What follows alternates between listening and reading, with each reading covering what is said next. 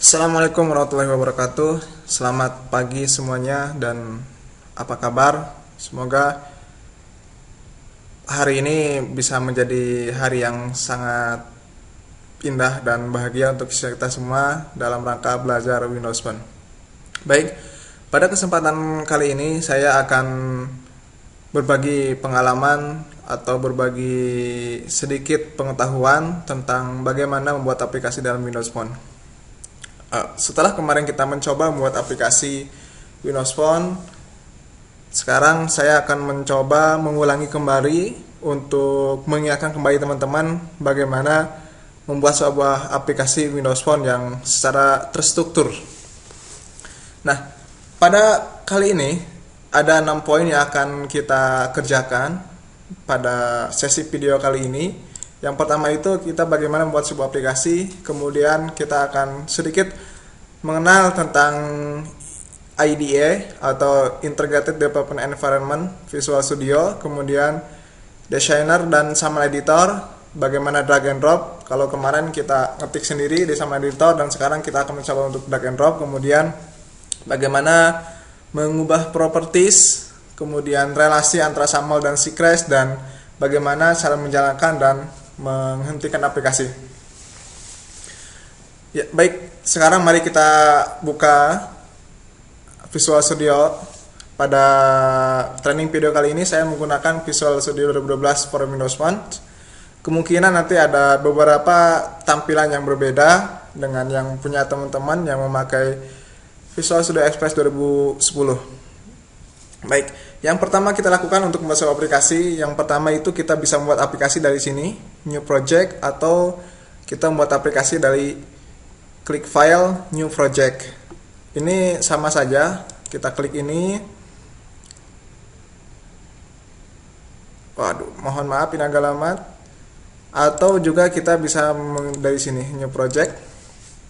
Nah, ini adalah tampilan project dialog pertama yang akan kita lakukan. Yang pertama di sini perlu teman-teman perhatikan, di sini sudah ada template yang sudah disiapkan oleh Visual Studio untuk membuat sebuah aplikasi Windows Phone. Di sini ada template yang sudah terinstall, kemudian kita pilih, jangan lupa kita pilih yang Visual Secrets untuk pembelajaran ini. Kalaupun suatu saat teman-teman ingin merubah ke bahasa yang lain, misalkan Visual Basic atau Visual C++, teman-teman tinggal pilih ini saja.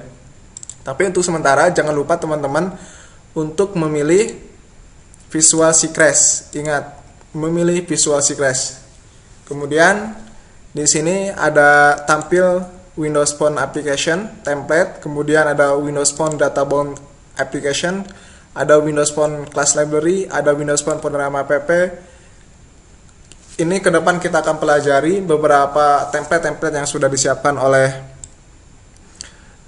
Visual Studio. Tapi untuk pada saat ini kita akan fokus pada Windows Phone Applications. Kemudian di sini adalah nama aplikasinya. Misalkan kita buat nama aplikasinya itu adalah Hello World. Ini sudah biasa ya, teman-teman seperti udah familiar sekali dengan kata-kata Hello World. Nah, jangan lupa ini Hello World name ini sama solution name itu harus sama. Kemudian locationnya, kemarin banyak yang nanya, Pak, locationnya itu ada di mana, location foldernya. Nah, ini jangan lupa diperhatikan bahwasanya teman-teman itu membuat aplikasi akan disimpan di folder ini. Folder ini kalau di saya itu ada dokumen Visual Studio 2012 project. Ini nama folder lagi. Nah, ini tolong diperhatikan, jadi nanti ke depan teman-teman tidak pusing di mana lokasi projectnya gitu. Kita juga bisa mengubah project ini. Contohnya di sini akan saya rubah di kuliah. Ini folder kuliah, select folder. Nah, teman-teman juga bisa pindah ke bagian C atau bagian driver yang lainnya gitu. Kemudian ini kita checklist, harus di checklist, dan ini didiamkan seperti sedia kalanya. Kemudian kita oke. Kita tunggu.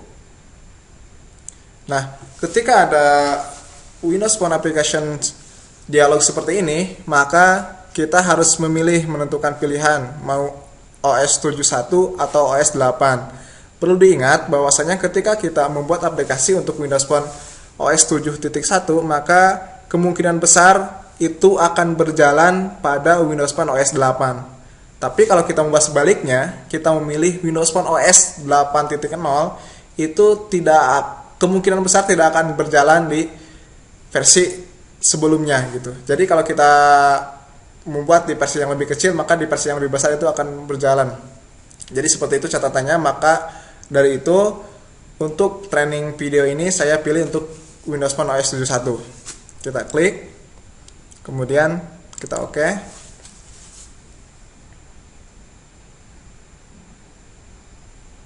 Kita tunggu sebentar.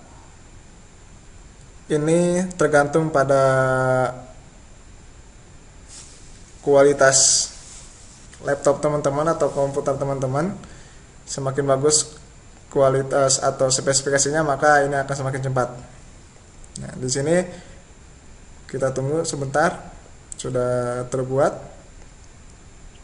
Nah, ini adalah bagaimana langkah-langkah kita membuat aplikasi Windows Phone dengan template dan bahasa pemrograman C# atau C#. Nah, itu yang pertama, poin yang pertama, yaitu membuat sebuah aplikasi. Kita sudah lakukan ini, kemudian kita akan sedikit melakukan pengenalan tentang IDE Visual Studio. IDE itu merupakan lingkungan tempat kita membuat sebuah aplikasi atau mengembangkan sebuah aplikasi. Lingkungannya itu seperti apa? Ya, lingkungannya seperti ini. Seperti yang terlihat di layar kaca teman-teman, bahwasanya ini adalah yang disebut IDE. Jadi nanti kalau disebutkan IDE atau IDE, itu jangan bingung lagi itu apa, maka IDE itu adalah seperti ini. Seperti itu. Nah, misalkan saya ini di sini udah ada design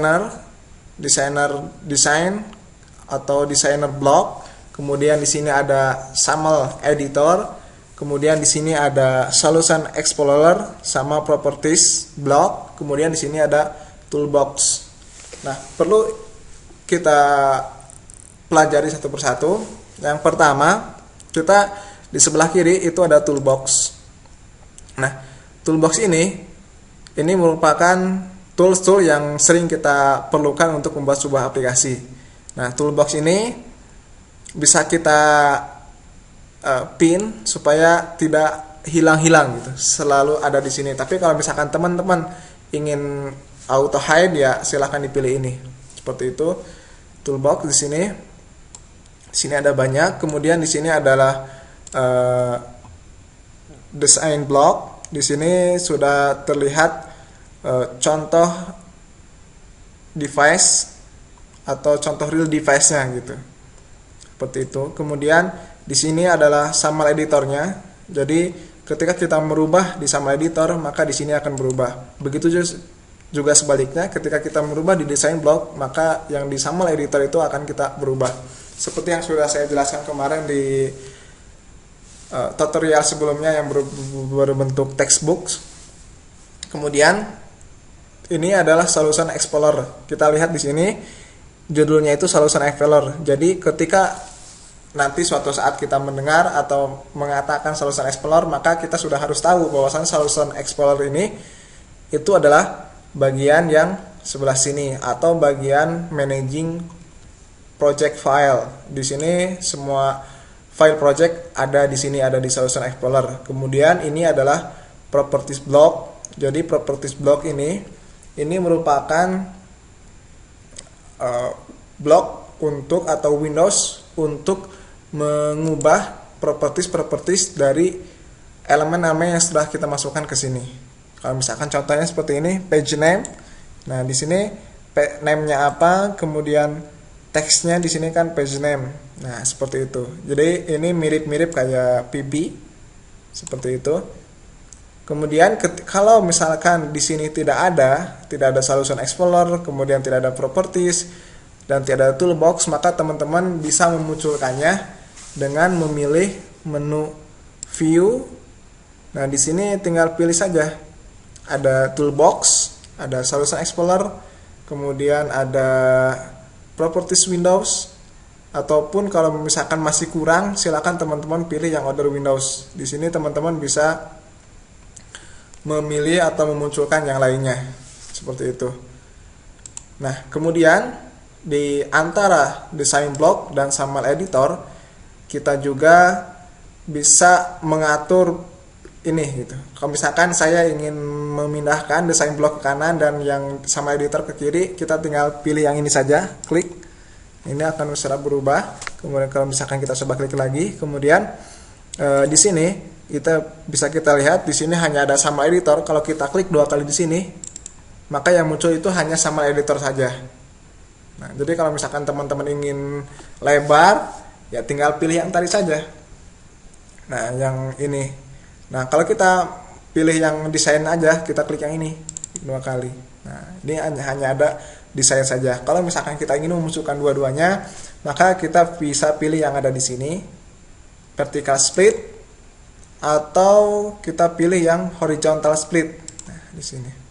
Tapi menurut saya yang lebih enak itu adalah vertical split gitu. Jadi kita kembali lagi ke vertical split. Nah, baik, ini adalah salah satu atau proses pengenalan tentang IDE yang singkat. Nanti kita akan lebih jauh lagi mengenal tentang IDE ini. Baik, poin kedua sudah kita bereskan. Sekarang kita akan melakukan atau membahas poin yang ketiga, yaitu tentang designer dan SAML editor. Nah, ketika kemarin kita menggunakan atau mendesain sebuah aplikasi itu menggunakan SAML editor saja, yang ada di sini, klik di sini gitu ya. Nah, kita dengan mengetik sendiri. Nah, Visual Studio untuk Windows Phone ini juga mempunyai fitur yang sama dengan yang biasa kita lakukan di Visual Basic, yaitu kita bisa melakukan drag and drop apa yang kita butuhkan gitu. Di sini contoh saya akan drag button, menambahkan button ke sini. Nah, ketika ada highlight yang di sini, itu button kita itu akan tempel di sini. Kalau kita pindah ke atas, maka yang highlight itu di atas. Jadi blok yang di highlight itu adalah blok yang akan kita tempatkan button yang kita maksudkan gitu. Misalkan contoh saya di sini, klik. Nah, teman-teman juga bisa memindahkan atau bisa menggeser-geser button ini mau ke mana saja, bebas, terserah teman-teman. Misalkan kita simpan di sini saja. Kemudian misalkan kita memilih text block yang ini, bukan yang text box ya. Kalau text box itu inputan, kalau text block itu hanya memunculkan teks saja gitu. Seperti itu. Pada kesempatan ini saya akan mencoba memunculkan text block. Klik di sini. Nah, kita juga di sini bisa mengatur besar atau wide dan height-nya. Kita atur. Nah, seperti ini. Jadi ini saya yakin teman-teman sudah tidak asing lagi dengan hal yang seperti ini gitu ya.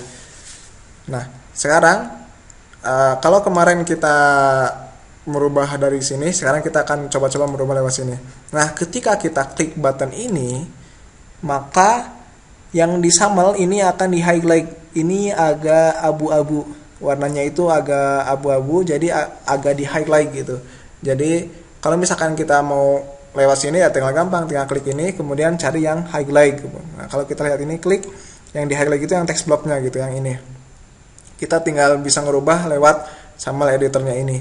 Tapi pada kesempatan ini saya akan berbagi tentang bagaimana merubah lewat properties itu. Nah, jangan lupa teman-teman, ketika kita menambahkan sebuah elemen ke dalam aplikasi kita, itu wajib kita memberikan nama. Nah, jangan sampai namanya itu tidak ada gitu, karena nama itu sangat penting sekali ya, baik dalam kehidupan maupun dalam coding gitu ya. Nah, di sini jadi jangan lupa ketika kita buat elemen harus buat namanya. Kita misalkan di sini klik, kita rubah nama. Kalau kemarin kita lewat sini namanya, sekarang kita lewat sini aja, name. Nah, kita ganti di sini. Kita ganti. Klik. Namanya misalkan itu adalah click me. click me bt. Nah, jangan lupa teman-teman untuk memberikan kata kunci di belakang nama elemen kita. Contohnya karena ini adalah button, jadi click me bt. Nah, bt ini sebagai tanda kunci bahwa menandakan ini itu adalah button gitu. Nah, supaya kita nanti tidak bingung. Click me itu bentuknya itu button, text block, atau apa gitu. Maka dari itu saya sarankan kepada teman-teman setiap kali membuat nama dari sebuah elemen itu sebutkan jenis dari elemen tersebut. Di sini saya tulis BT disingkat saja gitu ya. BT itu bukan boring time gitu, tapi di sini button gitu ya. Kemudian di sini kan tulisannya itu button, maka kita akan ngerubah di sini. Nah, button itu apa di sini? Ya, ini kan ada nih sama. Nah, ini adalah konten. Jadi kontennya kita rubah. Click me, enter, maka di sini sudah otomatis berubah gitu ya. Nah, seperti itu. Kemudian kalaupun kita misalkan ingin merubah lebar dan tingginya atau teksnya seperti apa gitu, teman-teman bisa memilih dari sini teks. Di sini ada banyak, ada brush. Ini brush ini untuk backgroundnya. Brushnya itu mau warna apa? Di sini ada, tinggal pilih teman-teman saja. Silakan dicoba bereksperimen. Kemudian bisa juga penampilannya seperti apa, opacity-nya berapa persen dan sebagainya. Kemudian di sini juga ada layoutnya, ada teksnya dan sebagainya. Nanti teman-teman bisa mencoba sendiri. Nah, kemudian kita coba pindah ke text block. Sama text block juga kita harus kita rubah propertiesnya dan kita beri nama. Nah, di sini kita rubah namanya itu adalah misalkan Hello World TB. Nah, TB ini adalah text block. Nah, untuk text box kita tandai dengan TBX. Ini kalau text block, kalau text box. Nah, tapi karena ini adalah text block, jadi kita singkat menjadi Hello World TB gitu. Jadi kita sudah tahu bahwasanya Hello World TB ini adalah elemen yang berjenis text block gitu. Kalau yang tadi click me bt itu yang berjenis button, elemen button gitu. Kemudian text blocknya juga kita bisa rubah teks di sini. Kita misalkan hilangkan saja atau jangan dulu. Misalkan kita ingin merubah teksnya. Di sini teksnya ingin digedekan. Misalkan di sini kita jadikan 28 saja. Nah, ini kan jadi gede atau misalkan kurang gede ya. Kita misalkan ganti ke 40 saja biar agak gede. Nah, ada gede seperti ini cukup. Kemudian teman-teman bisa di block, maksudnya di bold, italic atau underline. Ini sesuai selera teman-teman gitu ya. Seperti itu. Nah, jadi ini mirip kayak PB yang sering saya sebutkan, bahwasanya ini sangat gampang sekali gitu ya untuk mendesain aplikasi di Windows Phone ini. Nah, kemudian kita sekarang yang kita lihat yang di sini adalah designer dan sama editor, drag and drop. Kemudian kita sudah mengubah beberapa propertiesnya gitu ya. Nah, selain properties itu ada yang namanya itu event ya. Ada yang namanya event. Nah, event ini apa? Event ini adalah tingkah laku ketika elemen tersebut diklik atau ditekan oleh si user gitu. Eventnya itu seperti apa gitu. Nah, di sini kalau misalkan kita klik me button, di sini ada yang namanya setting, ini ada tanda kunci Inggris, kemudian di sini ada yang tanda petir. Nah, tanda petir itu adalah untuk eventnya gitu. Nah, kita coba lihat di sini kalau misalkan kita klik itu tinggal diklik 2 kali, maka ini akan otomatis dibuatkan gitu ya. Kemudian kalau double tap itu seperti apa, kalau fokus seperti apa gitu. Ini eventnya kalau seperti ini. Nah, sekarang kita akan mencoba membuat sebuah event handler ketika user mengklik me ini. Nah, kalau kemarin kita membuat di sini, klik, kita tulis sendiri di sini, klik. Nah, kalau sekarang kita akan lebih mudah lagi, yaitu dengan menggunakan double klik di button ini, double klik, maka akan otomatis dibawa ke mainfan.samal.cs. Nah, yang ini adalah sebuah blok, di mana blok ini akan dijalankan ketika user mengklik button click me bt. Nah, di sini kan ada di sini private void click me bt. Nah, maksudnya private void ini adalah ini nama metode atau nama fungsi gitu ya. Nah, jadi kalau ini kan nama kelas, ini nama kelas, kalau ini constructor, kalau ini adalah nama fungsi. Nah, ini harusnya teman-teman sudah pada paham kalau misalkan teman-teman sudah belajar OOP gitu ya. Nanti kita bahas lebih lanjut di sesi berikutnya. Pokoknya ini adalah nama sebuah metode gitu ya. Nah, kemudian kita di sini akan mencoba mengakses elemen yang ada di samal yang tadi, misalkan yang mana tadi nih? Oh, yang ini, misalkan yang ini kita akan jadi ketika button diklik, text box ini akan berubah namanya. Misalkan kita hilangkan dulu ini. Kemudian kita balik lagi ke sini. Misalkan tadi kita buat itu adalah hello world. Nah, teman-teman, ini sebuah fitur yang sangat asik dari Visual Studio. Jadi teman-teman ketika menuliskan baru mengetik sedikit saja itu sudah ada sugestinya dari si aplikasi ini, apa yang akan kita buat gitu ya, apa yang akan kita ketikkan.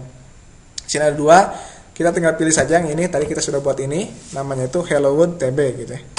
Kemudian kita tekan dot.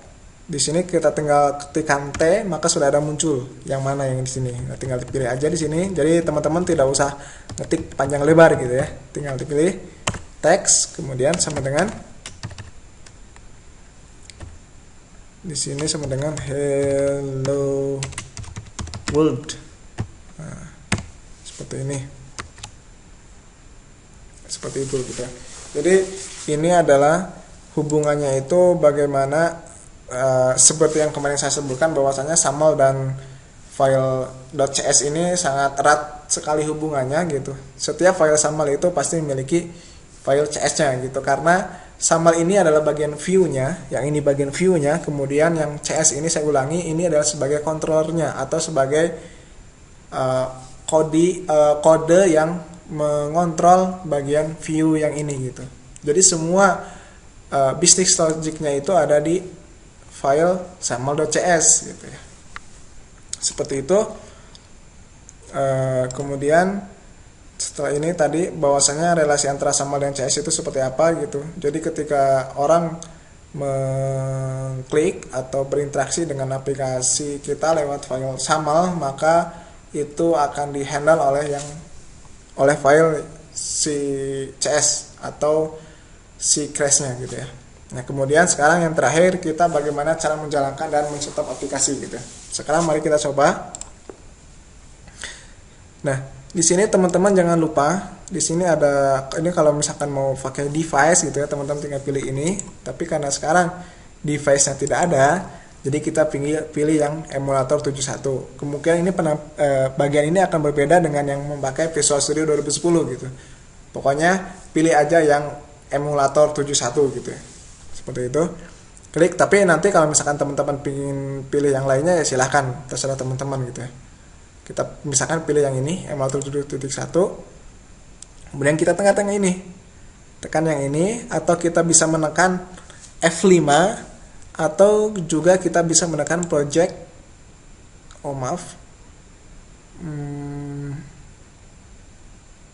debug. Nah, atau kita juga bisa melalui ini start debugging atau F5, atau juga pakai ini. Nah, biar gampang ini saja kita klik. Nah, kalau misalkan di sini tidak ada error, maka di sini akan lancar-lancar saja. Ini sudah terbuka emulatornya. Kita tunggu sejenak, kita perhatikan di sini. Jadi jangan sampai teman-teman bingungan kok lama munculnya gitu. Kita perhatikan di sini statusnya itu adalah apa gitu ya. Jangan sampai wah ini lama banget gitu. Nah, kita harus lihat dulu ini statusnya launching text host.exe. Nah, kemudian ini sudah aplikasinya sudah ada. Nah, jadi ini adalah aplikasi yang sudah kita buat. Kalau misalkan kita klik ini, maka akan muncul Hello World gitu ya. Ya seperti itu gitu. Nah, kemudian kalau misalkan teman-teman ingin mengubah atau mengedit kembali atau mengupdate kembali aplikasinya, maka teman-teman saya sarankan jangan langsung close emulatornya gitu ya. Jangan langsung close emulatornya, karena nanti pas ngejalanin lagi atau nge-running lagi, maka ini akan sangat lama gitu ya. Ya, supaya tidak lama, maka emulator ini jangan pernah di close selama kita mendownload aplikasi, kecuali kalau komputer kita ngehang atau apa gitu ya. Itu beda kasus lagi gitu ya. Nah, kita cukup pindah ke sini saja. Misalkan kita akan ngedit ini, klik apa? Nah, di sini kalau misalkan kita ada error seperti ini, changes are not allowed to code running on the .NET Compact Framework gitu. Kita klik OK saja, berarti karena kita belum stop aplikasinya. Nah, untuk stopnya adalah yang ini. Ini ada pause, ini ada stop juga gitu ya. Tinggal stop ini atau Shift F5, tinggal stop. Nah, jadi kita tetap bisa mengedit yang file yang ada di sini, kemudian kita juga bisa tetap menjalankan yang emulatornya gitu ya. Nah, seperti itu untuk sesi video pada kesempatan kali ini, bagaimana kita membuat aplikasi, kemudian mengenal ide atau Visual Studio, kemudian kita mengenal juga desainer dan sampel editor, kemudian merubah properties bagaimana, kemudian relasi antara sampel dan si class-nya itu bagaimana, dan bagaimana kita menjalankan sebuah aplikasi dan menghentikan sebuah aplikasi. Demikian, semoga bermanfaat. Sampai ketemu lagi di video berikutnya. Assalamualaikum warahmatullahi wabarakatuh.